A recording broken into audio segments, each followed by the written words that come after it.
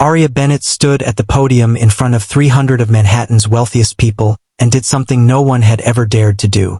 She rejected Dominic Castellano's money to his face. "Thank you, Mr. Castellano, but Brightside Community Center cannot accept your $5 million donation." The ballroom erupted in confused whispers. Dominic rose from his seat at the head table, his ice blue eyes sharp with surprise. This gala was his foundation, his stage, and this woman in the burgundy dress had just turned it into a battlefield. "Miss Bennett," he said, his voice carrying across the room with practiced authority. "Perhaps you don't understand. $5 million could transform your programs." "I understand perfectly." Aria didn't flinch, didn't break eye contact as he approached the stage. "You donated $20,000 to us last year.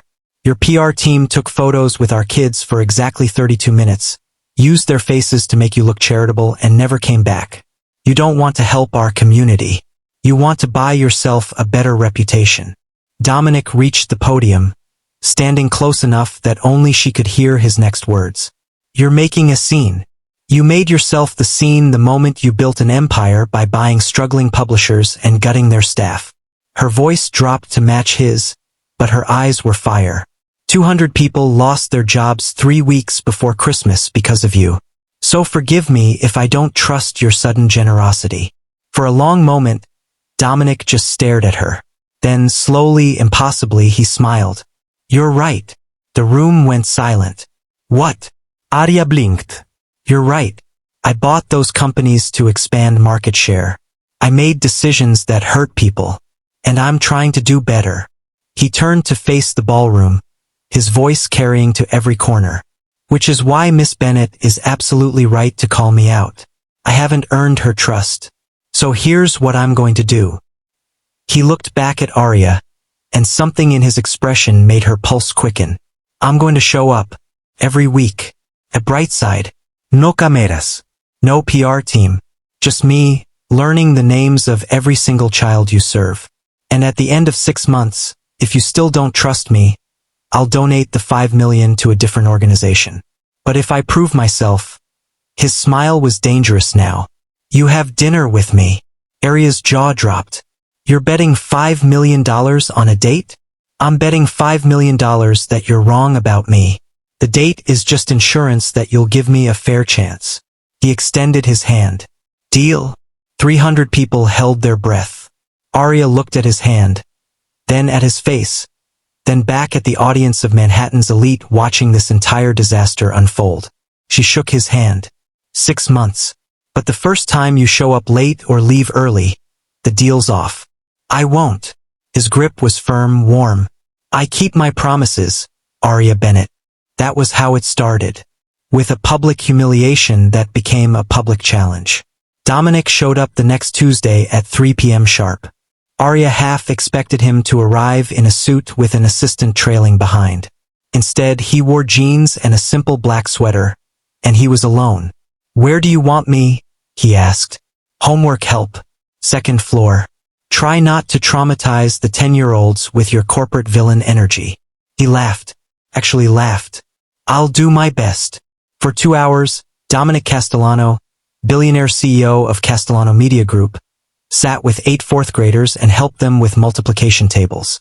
Aria watched from the doorway, suspicious, waiting for him to check his phone, to make an excuse, to leave. He didn't. He stayed the full 2 hours. When Miguel struggled with a math problem, Dominic patiently explained it 3 different ways until it clicked. When Jasmine showed him her drawings, he asked questions about each one like they were masterpieces. "You're actually good at this," Aria said when the kids left for dinner. "I tutored in college." Dominic rolled his shoulders, stretching. "Needed the money. Turns out I liked it." "You needed money?" She couldn't hide her skepticism. "Your family owns half of Manhattan." "My family owns half of Manhattan." Past tense. His smile didn't reach his eyes. "I was disowned at 19 for refusing to join the family business. Everything I built myself. Which is why I know exactly what it's like to be desperate enough to make hard choices that hurt people." Aria studied him, This man who just spent 2 hours helping kids with homework without posting a single photo to social media. That doesn't excuse laying off 200 people before Christmas. No, it doesn't. He met her gaze directly. But it explains why I'm trying to do better now. Why your words at that gala hit harder than you know. Something shifted between them in that moment. Something dangerous. Week 2, he showed up early. Week 3, he brought art supplies, expensive ones, and didn't make a big deal about it. Week 4, the kids started asking when Mr. Dom was coming back. Week 5, Aria found him in her office at 8 p.m. She'd been working late on grant applications, and somehow he was still there, reorganizing the supply closet because he'd noticed it was chaos. "You don't have to do this," she said. "I know." He looked at her over his shoulder. "But you're here late doing work that should be someone else's job because you're understaffed and underfunded. The least I can do is make finding supplies less of a nightmare. Why do you care so much?" The question came out softer than she intended. Dominic set down the box he was holding and walked toward her. "Because 3 months ago, I was standing on a stage accepting praise for writing checks. And you looked at me like I was everything wrong with the world. And you were right. I wasn't. You were." He stopped close enough that she could see the exhaustion in his eyes, the vulnerability he hid behind expensive suits and boardroom confidence. "I'd forgotten why I started the foundation. Forgotten that money without presence is just guilt management. You reminded me." Aria's heart was racing. "So this is all about assuaging your guilt?" "No." His voice dropped. "This started as guilt. Now it's about the fact that I can't stop thinking about you. About the way you stood in that ballroom and didn't care that destroying me publicly might destroy your funding. About how you show up here every day and give everything to kids who've been failed by every system meant to protect them. About—" "Stop." Aria held up a hand, stepping back. "You don't get to do this." "Do what?" "Turn this into some romance story where the rich guy falls for the charity worker and thinks his feelings matter more than the power imbalance between us." Her voice shook with something between anger and fear. "You could destroy this place with one phone call. You could ruin my reputation, my career, my ability to help these kids. And you think I'm going to believe you care about me? Or are you just not used to women saying no?" The words hung between them, sharp and honest. Dominic's face went very still. "You think I'd hurt you for rejecting me? I think powerful men don't like being told no." "You're right." He picked up his coat. "Which is why I'm leaving. Right now. Before I say something that makes this worse." He paused at the door. "For what it's worth, Aria, I would never use my money or influence to hurt you. Not even if you told me to never come back. But I understand why you can't believe that." He left. Aria stood in her office, shaking, hating how much she wanted him to stay. He didn't come back for 2 weeks. The kids asked about him. Miguel cried because he'd been working on a special drawing to show Mr. Dom. Jasmine asked if she'd done something wrong. "He's just busy with work," Aria told them, and hated herself for the lie. On day 15, Aria's phone rang. Unknown number. "Hello. Turn on the news." It was Dominic's voice, rough and urgent. "Channel 7. Now." She found the remote, clicked to Channel 7 and froze. The headline read, "Castellano Media CEO announces massive restructuring." Below it, Dominic stood at a press conference. Effective immediately, Castellano Media Group is implementing a profit-sharing model.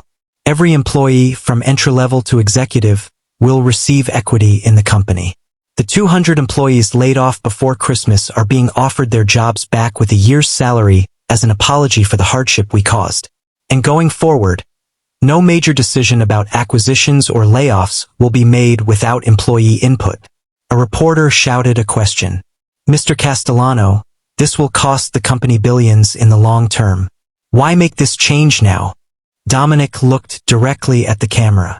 "Because someone I respect very much reminded me that profit without principles is just greed with good PR. She was right, and I'm done being the villain in my own story." Aria's phone buzzed with a text. From Dominic. "I'm not coming back to Brightside. Not because I don't want to, because you were right about the power imbalance." But I'm still going to donate the 5 million. No strings. You don't owe me dinner. You don't owe me anything. You just deserve to know that you changed how I see the world. Thank you for that. Asterisk. She stared at the text for a long moment. Then she grabbed her keys. Dominic's penthouse was in Tribeca, 32 floors above the city. Aria had never been there, but his address was in the foundation's database.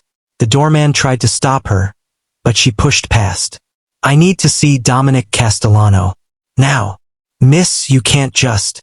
The elevator doors opened, and Dominic stepped out, still in his suit from the press conference, looking exhausted and surprised and wary. Aria. She walked up to him and kissed him. It was impulsive and terrifying and perfect. His arms came around her instantly, pulling her close, and for a moment the entire world narrowed to the taste of his mouth and the feeling of his hands in her hair. When they broke apart, both breathing hard, Dominic pressed his forehead to hers. You were right, she whispered. About everything. I was scared. Of you, of this, of letting someone in who could hurt me. But watching you give up billions of dollars because I called you a hypocrite 3 months ago. You didn't call me a hypocrite. You called me a villain in a $10,000 suit. Same thing. She smiled through tears. You proved me wrong, Dominic. About you. About us. About whether powerful men can choose to be better. I'm still going to mess up, he said seriously. I'm still going to make decisions you disagree with. I'm still learning how to be someone worthy of. He stopped himself. Worthy of what? You. He cupped her face. Worthy of you. Aria kissed him again, softer this time. Then I guess we're both going to keep learning. Together. Together. He smiled against her lips. But I'm still donating the 5 million. I know. And I'm still showing up every Tuesday. I know. And I'm definitely taking you to dinner. Somewhere ridiculously fancy where I can show you off. I hate fancy restaurants. Then somewhere with terrible lighting and incredible food where no one will recognize me, and I can just be the guy who's stupidly in love with the woman who destroyed him at a gala. Aria pulled back to look at him. Love. Dominic's smile was crooked, vulnerable. Love.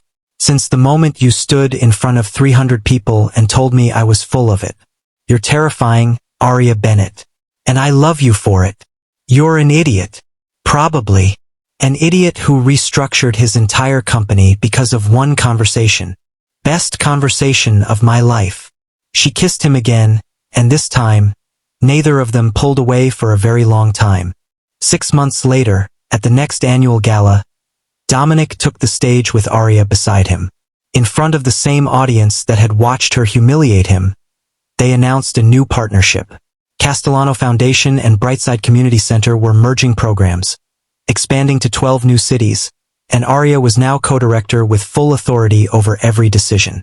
A year ago, Dominic told the room, a brave woman stood here and told me I was using charity as a PR stunt.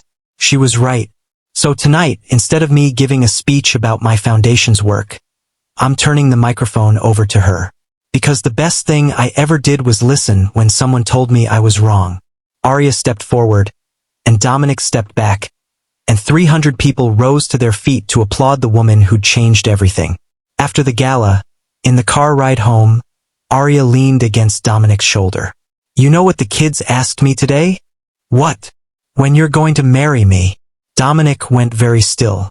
What did you tell them? I told them you haven't asked yet. He pulled a small velvet box from his jacket pocket, and Aria's breath caught. I was waiting for the right moment, he said quietly. But apparently 10-year-olds have better timing than I do.